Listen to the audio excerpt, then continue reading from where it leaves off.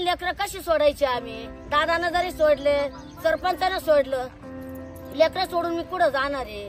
हा, आम्हाला तर हे करून खावाच लागत नाही इथं उन्हात आणत. आता वरून तर काहीच आधार नाही आम्हाला.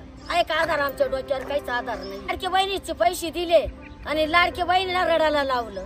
हा, बहिणीनं असं भावानं पैसे दिले लाडक्या बहिणीला आणि लाडक्या बहिणीला रडायला लावलं आणि उन्हात लाडक्या बहिणीला बसवलं. रडे घेऊन राहतो. शाळेतले मुलं आमच्यावाले पुढे जाणार आम्ही. इथे आमचे सगळे हाल झाले.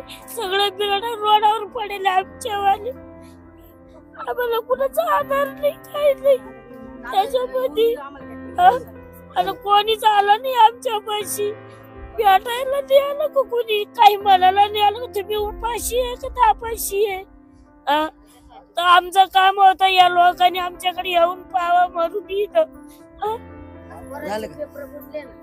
शाळेतले मुलं आमच्यावाले एवढे एवढे पोरं, त्यांच्या सुद्धा बिचारांचे हाल झाले. त्यांच्यावाले शाळा बुडून राहिली, त्यांची परीक्षा.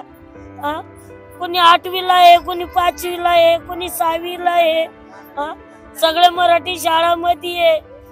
मग सांगा आम्हाला काही नाही, आम्हाला फक्त कुठं तर जागा द्या, आम्ही बसून तिथं कवायला राहू. आम्ही भावानं लाडक्या बहिणीला पैसे, लाडक्या बहिणीला पैसे द्यायचेच नव्हते.